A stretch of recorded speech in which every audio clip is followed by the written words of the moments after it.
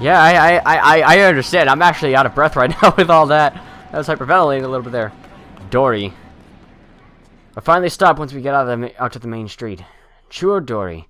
So, what are all these tips? Oh, Dory. Word uses a suffix meaning street. John Titor, a self-proclaimed time traveler from 2036, who appeared on an American internet message board in November of 2000. The internet went up in an uproar, flooding the board with questions and debate. Titor posted pictures of a time machine and its control manual, as well as diagrams illustrating time machine mechanics. He also disclosed information on near-future events, time travel physics, history intervention, and multiverse, timelines, and word lines. Then, 4 months after his appearance, he left a comment saying, "I will be leaving this world line shortly, and this will be my final post," and disappeared. Rainet Kakuru. Fictional. A popular manga serialized in local comics. Third season of the anime adaptation is currently airing on Toe TV.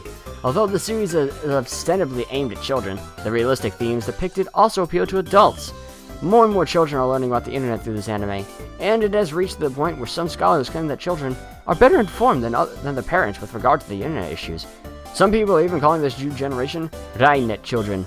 Some politicians and organizations have strongly criticized the series for encouraging children to become hikikomori by idealizing boys and girls who are obsessed with computers. However, a majority of adults praise the series for teaching children about the possibilities of the internet morality, copyright infringement, and privacy protection. This has contributed to Rhinet's success. That sounds like a pretty good anime, pretty good educational anime. Which sounds weird, educational anime. I wouldn't know. I don't know Japan, so I don't know if there are such things. There probably are. Although the series stimulates intellectual curiosity, it's not merely an educational program. As Kakeru battles terrorists in cyberspace, his techniques and programs are represented as virtual robots, while his enemies, viruses, take the form of monsters. This makes the confrontations easy to visualize, with well-timed perspective changes depicting both the protagonist's techniques inside the computer and his friend's teamwork outside the computer. That sounds pretty good. A vending machine that disperses small toys at random. One cannot tell what the toy is before opening the capsule. Are you sure?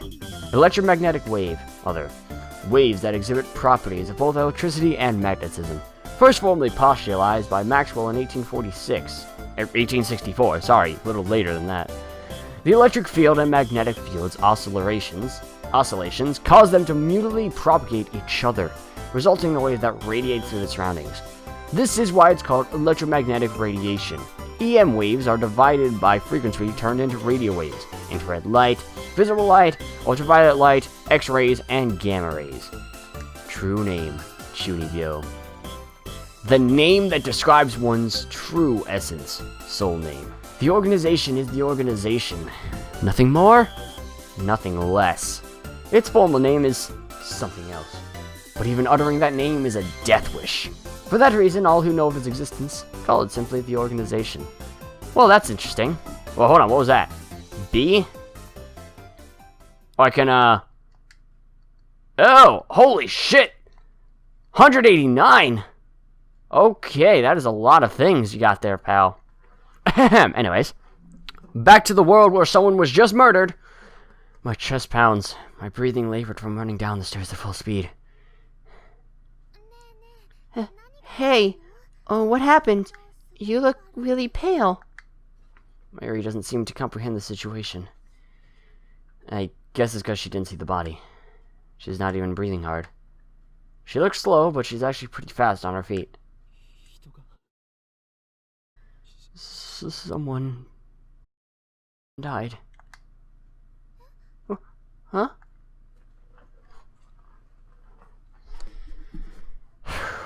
I take several deep breaths. Color that blood still stains my brain. But I've calmed down a bit. Makise Kurisu is dead. And I don't know who the killer is. Sirens in the distance. I guess an ambulance will be here soon. Then the police will arrive and this area will become a crime scene. But for now, the crowds milling through Akihabara have no idea what's happened. Moe. Everyone is going around about their business as usual. The never-ending search for electronics, moe, and porn. Just another day in Akihabara. Take my phone out of my pocket. Perhaps out of reflex. I Not sure what I plan to do with it. Oh, I know. Fendaru. I'll tell him what happened just now. He knows about Makise Kurisu. I suppose it might be disrespectful to the victim, but my adrenaline is pumping. I can't make calm decisions after witnessing something like that firsthand. That's how humans are, after all. We're not as special as we like to believe. At the end of the day, we're nothing but dirty, slime-like flesh. What descriptive words you have there, Hoeen? Our souls fester like semen left to rot in the womb. That's how we humans are. While wallowing in a bit of angst, I begin to type on my phone. Trouble. Someone stabbed Makise Kurisu. Looked bad. Hope she's okay.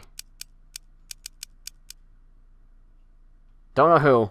Looked bad. Hope she's okay. Someone stabbed Makise Kurisu. Don't know who. Looked bad. Hope she's okay. I don't know if she was stabbed. That just seems like the most logical explanation, given the amount of blood and the absence of a gunshot. On the other hand, didn't write that she was dead, even though I'm pretty sure she was. Can't exactly explain why I didn't. If I had to say, I guess I felt like writing it down would set it in stone. Might make me feel guilty as well. The thought brings a smirk to my face. It's not like I'm the one who killed her. Why should I feel guilty? I just saw someone's death up close, and only a few minutes later, I'm smiling. Am I really that cruel and cold? Well, I am a fiendish mad scientist, so it suits me. Finish typing and place my thumb over the send button. And then I press down. Sending.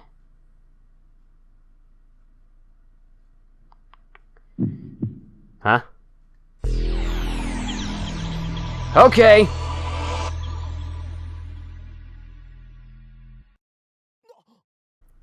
What? What was that? Wait. Look around. Huh? They're gone. Summer break. Noon. The busiest street in town. Just now, thousands of pedestrians vanished into thin air. Is this a dream? Am I hallucinating? I don't know. But they're gone. I saw them vanish with my own two eyes. I stand petrified, speechless, and alone on the empty street. Desperate to find someone, anyone! I look up. It's the same day. And there, at the top of Rarikan, sticking out from the 8th floor event hub where we just were. Okay, yeah, that's what I remember instead. Is a crashed satellite? Yeah, it was perfectly fine. Huh. 5 PB X Nitroplus! No wonder she's a Chunibyo in Mega Dimension. There is no end to the start in... I don't know what you're saying. You're going off of the thing! Only the person... I guess it's supposed to go off. I'm not supposed to be able to read all this. It's supposed to go off the screen. Okay. Right.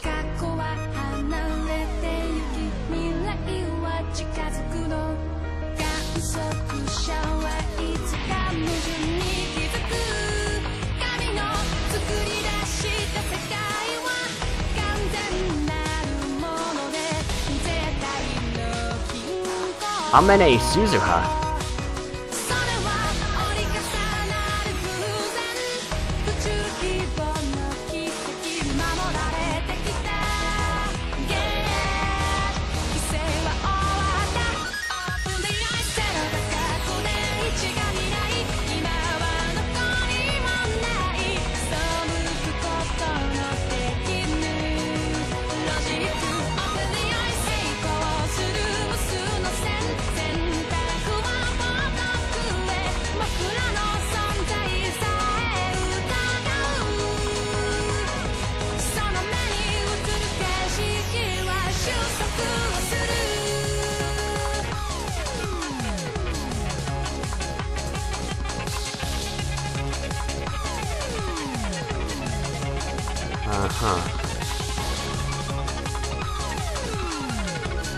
Jesus.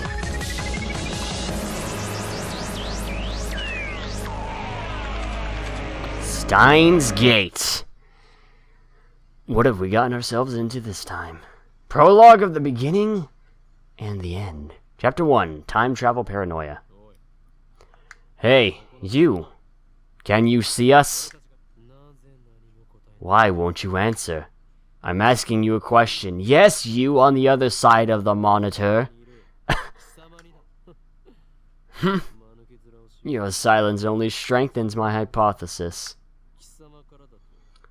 I suppose that, from your perspective, it appears that we are the ones inside the monitor. But that's where you're wrong. For it is you who are inside. Your reality is nothing but lies and shadows. Naturally, that includes you too. True reality is on this side of the screen. Yes, truly. You understand, viewers. Yes, you are not in reality. However, I and Okabe, Ho and Kyoma, as you can see, are in reality, as we are on the other side of the screen. This is true reality. Sorry to break it to you. Don't believe me? Well, I don't blame you. Few are those who can handle the truth. Hey, Dar. But no matter. I shall speak in simpler terms, easy enough for even you to understand. This is the Future Gadget Laboratory, located in the Akihabara district of Tokyo. We call it simply the lab. Our purpose is to shatter the system and plunge the world into chaos. Really? You shouldn't do bad things, Ocarine. Quiet! I'm a mad scientist, remember? From the station, head down Shirodori until you reach Suehirocho Station. Then take a left onto Kuramabashidori. Sorry for butchering these names. In the alley before the traffic light, you'll find the rundown Ohiyama building. The lab is on the second floor. On the first floor is a store of ill repute. Called the Brawn Tube Workshop. You can't miss it. It deals exclusively in CRT monitors. Of all things! Can you imagine? Even in the heart of Akihabara's electric town, the demand for CRTs is practically non-existent. But the proprietor of the Brawn Tube Workshop, Tennoji, is also the owner of this building. That's how he can afford to maintain his ridiculously niche hobby shop, even as land value continues to rise. He may seem a rough sort, but he was no match for my charisma. Now the entire second floor is mine for next to nothing. I digress. The Future Gadget Laboratory is currently experiencing a severe shortage of manpower. We welcome dedicated scientists from all fields to apply. At present, our researchers are... Ocarine! You've got to say lab mems, not researchers. Our laboratory members are 3. I am the founder of the Future Gadget Lab. Lab mem number 001. The insane mad scientist. Hoin Kyoma. Ocarine is cuter though. Next, we have our resident cosplayer and only female member. Lab mem number 002. Shina Mayuri.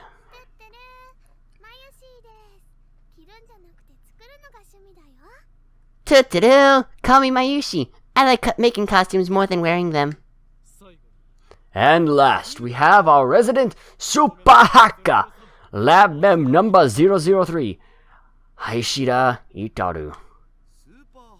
Stop calling me that. It's Super Hacker. Duh. Here at the Future Gadget Laboratory, we devote ourselves to the art of invention. For details, see our lab's homepage. Our top priority, of course, is to develop weapons for the war with the Dark Dominion. But that research has spawned a number of offshoot inventions. In fact, that's all it's spawned. Our arsenal of future gadgets is up to 8, but this is just the beginning. I have a total of 100 inventions to create.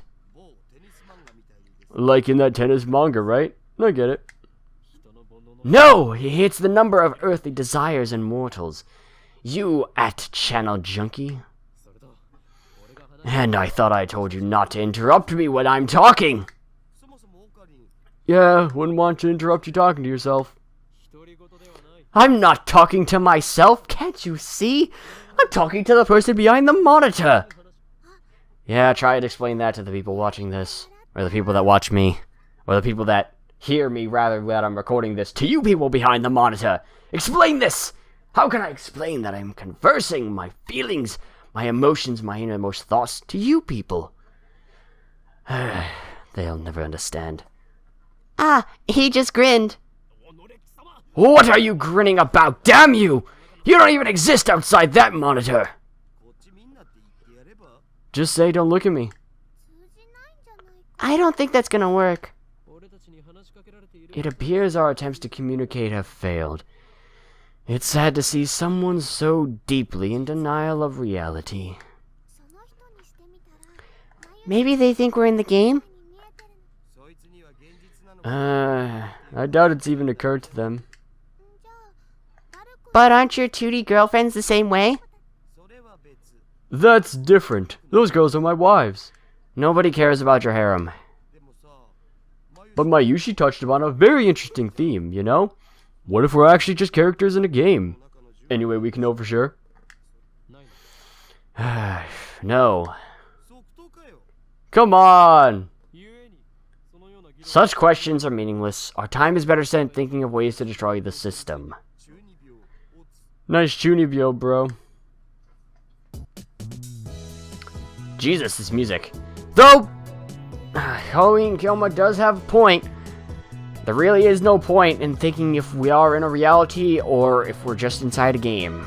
There are better things to ponder than being paranoid over that. Now I step back from the monitor. Displayed on the screen is the ugly cute character Alpaca Man. I don't see anything cute about that. This is a game called Alpaca Man 2, where you speak to Alpaca Man via microphone and watch him react. The game exploded in popularity when it was released 10 years ago, but personally, I find only the ugly part of ugly cute to be true. I'm with you there. I bought it yesterday. 500 yen used. Headset included. What, $5? Jesus. Holy shit, Daru! You're a lot, more Daru than I recall. I turned to Daru with a menacing glare. Shut it, Haka! I'm no Chunibyo patient! I sweep my hair back and flash a devilish grin. I am Hoin Kiyoma! That's your character's name, right? Oh, Daru. Your communication skills are beyond repair. I'll have you know that I go to a ton of offline meets, and I'm always the life of the party. This fat, bespectacled guy is my brother-in-arms and right-hand man, Ashida Itaru, nickname Daru. He's a hardcore otaku. You can always find him in front of the computer, playing games and watching anime. Yeah, okay. He has 2D wives on whom he cheats with 3D maids. I don't agree with his preferences, but to him, anything's fine as long as it's moe. He is the reliable and skilled partner who brings my ideas to fruition. Despite his insistence that software is his forte, he shows remarkable aptitude with hardware as well. Oh, the needle bit my finger. Over here, nursing a pricked finger, we have Shina Mayuri, 17-year-old high school student, if you can believe it. I've known her since we were both small. She's also an otaku, nowhere near Daru's level though. This ditzy girl is in charge of the lab's official costume division for women, and today she's working on costumes at her usual leisurely pace. Why does the Future Gadget Laboratory need costumes for women? It doesn't. The truth is that Mayuri is completely useless. Still, There's no way I would ever kick her out. After all, she was the first one to join the Future Gadget Laboratory. I still remember the day Mayuri first came to the lab. It was spring. She said to me, Mayushi is Okarin's hostage. I belong here. well, it certainly was cryptic. But her offer was my salvation. For she was the first to join me on my magnificent quest. She saved me from a solitary life on the run from the organization. I will never forget her kindness. Mayuri doesn't have to be useful. Her being here is enough. So, did Alpaca Man say anything? No, nothing. Human-faced Alpaca inside the monitor was completely unresponsive. So unresponsive you'd think the game was bugged. Whatever, I give up. Never again will I play this boring game. Damn antisocial Alpaca! I curse his name and smack the TV! As soon as I do... Huh? TV makes a sound like it's shorted. And then the screen goes blank. I changed the channel? Nothing. Check the power cable. Nothing. Whack it again? Nothing. I guess it's broken. Damn. This crummy TV is on lease from the Brawn Tube workshop downstairs. It's probably just old. You made Mr. Alpaca angry! Damn. I'll have to get it repaired later. Turn off the TV and lie down on the couch. It's a small couch. I'm fed up with the humidity of Japanese summers. I stare at a conspicuous stain on the ceiling while fanning myself. Conspicuous stain, you say? Close my eyes. And what naturally comes to mind is that impossible scene I saw an hour ago. Right. That no one recalls. They're gone. As I left Lottie-Con, everyone vanished before my eyes. I can't explain it. And it wasn't just the people on the street. The people in the store is gone, and the restaurant's gone. Even the cars vanished, drivers and all. And it all happened in the blink of an eye. Suddenly, an empty city spread before me. I could still hear the music from the stores, but those catchy melodies were only the sounds of life remaining. Heat was rising from the asphalt and the waves. Heat was rising from the asphalt and waves, but I felt only a cold chill down my spine. I just stood there, breathless, until... What's wrong? Mayuri's voice brought me back to reality. Mayuri hadn't disappeared. She was right there, looking at me with questioning eyes. Everyone disappeared just now, right? Huh? You saw it too, right? Just now, before our very eyes! Panic took hold as the enormity of what just happened struck me. Unable to control myself, I grabbed Mayuri by her slender shoulders and shook her. Did you see it, Mayuri? You saw it, right?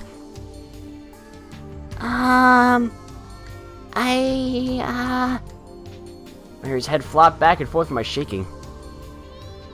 I didn't see anything. You didn't? I stopped shaking her and looked straight into her eyes. She returned my gaze with eyes clear as glass marbles. You saw nothing. Nothing at all? There were people here a second ago, weren't there? There were? Even the store employees are gone. That's impossible by any measure. Of course they are. Her reply didn't make any sense. It was like this when we got here. Oh, I know. You're seeing things, aren't you? I'm sure it's because of the heat. Do-do-do! How could she laugh at a time like this?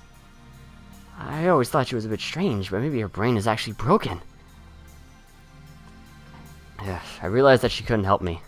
You know, Rintaro, this could all be easily avoided if you just asked Mayuri why we came here, since she obviously has a different reason than what you recall. And I mean, it couldn't hurt to ask. Given there's no one else to ask, nowhere else to turn, I looked up at the bright blue sky. Wasn't a cloud in sight. Scorching summer sun shone bright through the gaps between Akiba's buildings. Naturally, my eyes drifted to the top floor of Radicon, where I had just been a moment before. Yeah, that's a little broken. There it was, an enormous machine. Like some kind of satellite embedded in the roof of the building where, not 5 minutes before, I had found Makise Kurisu's body in a pool of blood. What happened to her? Just before everyone disappeared, I could have sworn I heard an ambulance siren. Makise Kurisu might be in that dark, narrow passageway. Cold, bloody, and alone. The thought disturbed me, but the question at the forefront of my mind was... what the hell is that satellite doing there? Right before Dr. Nakabachi's presentation, the building shook like a bomb that exploded. The roof lock door had been broken, and beyond it, someone had placed a satellite machine, shrouded in smoke and glowing dust. When I first saw it, the satellite was on the rooftop. But that's not what I'm seeing right now. The satellite had penetrated the top floor of the building, obliterating the room where Dr. Nakabachi's press conference had been held. It must have fallen out of orbit without burning up in the atmosphere. Somehow. I knew it was crazy, but what other explanation could there be? The real question is, when did that happen? Mayuri. About that satellite. Yep. What a surprise, huh? What do you mean? What was a surprise? It made a huge kaplow sound. A huge kaplow. It certainly did make a sound. But I don't think it was kaplow. I'd say it was more... zoom. Did that satellite fall out of the sky? Did it? Do you think any aliens were aboard? Am I losing my mind? What did I see that didn't match at all with what Mayuri was saying? Suddenly, nothing seemed real. Had I dreamt it all? Hey, you two! Just then, a uniformed policeman ran up to us, his expression stern. What do you think you're doing here? This area is off limits. You have to leave. We're sorry. First, my good man, let's call you Officer A. I have one question. Officer A? Thousands of people just vanished. You saw it too, didn't you? What are you talking about? Get out of here! I was quickly losing confidence in my own memories. I decided to tell him about Makise Kurisu and get him to call an ambulance before I could. Look, I don't have time for your nonsense. Policeman took me by the upper arm and said... No one got stabbed at Radicon. What? What? How could he say that with such certainty? Well, I was still trying to comprehend the situation. Policeman forcefully led us away. UPX. We were escorted to the UPX and released. What the hell is a UPX? There are a couple of new things here. Oh boy. Fictional. A major office building in Hakibara. Otaku. A term for people with an obsessive interest in a particular topic. Hobbyist. Most often refers to fans of anime, manga, and video games, but there are also train otaku, military otaku, electronics otaku, etc. Offline meet. When members of an internet community meet in real life. Alpaca. A mammal related to the camel. Average weight 50 to 55 kilometers. 55 kilometer alpaca. Jesus Christ. 55 kilograms. Average length around 2 meters. Habitat Peru, Bolivia, Chile. Recently, alpacas can even be found in America and New Zealand.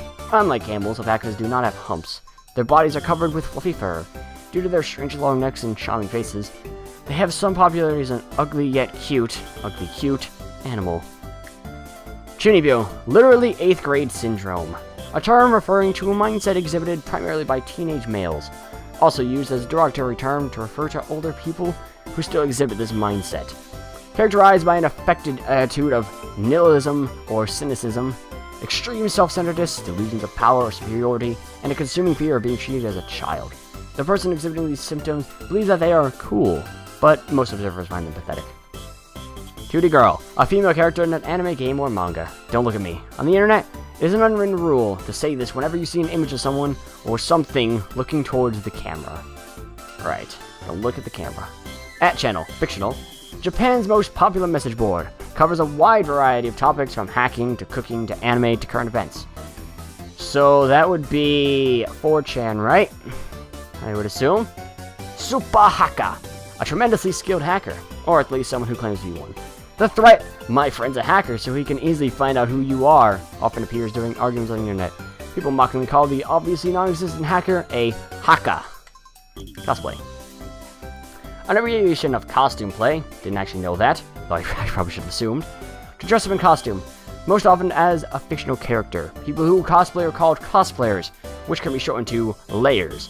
Many cosplayers make their own costumes. Yeah, I wish. New, right. Unread? Nope, I am reading these. The system. The system is the means by which the organization maintains its grip on humanity. Its full scope is too vast to comprehend. But suffice it to say that the system gives the organization influence over government, religion, media, culture, and science worldwide. Most people do not know that their lives are controlled by this system. It is so deeply embedded in the fabric of society that modern civilization would not be able to function without it. Destroying the system, therefore, would plunge the world, scroll text, into chaos. Have I missed any? I don't think I've missed. Oh, I have! Most observers find them pathetic. Chunibyo, which is often abbreviated to Chuni, also refers to fictional tropes that teenage males often enjoy, such as ancient conspiracies, superpowers, especially powers sealed in a character's eye or arm, Norse mythology, battles for the fate of the multiverse. The consummate Chunibyo case will work such elements into his own personal backstory. Ocarine is a textbook example. Anything else I'm missing? Don't think so. Okay, Moe. I didn't miss, no. A word used to describe character traits that are cute or endearing. Includes flaws, such as glasses, clumsiness, or ditziness. Also used to refer to the culture of entertainment centered around characters who possess such traits. Pronounced moe. They are kawaii. Kawaii desu. Whew. Now, I should mention ahead of time, I'm only planning on doing this game once. I will make saves, and I probably will make saves at choices when they come up, just to have them, just in case I ever feel like going back. Oh, it's the 11th today. Huh. That's an interesting date to have, to be starting this. But I'm only going to be doing this once. At least that's what I'm hoping for. I'm hoping that we do this right the first time around. We can only hope.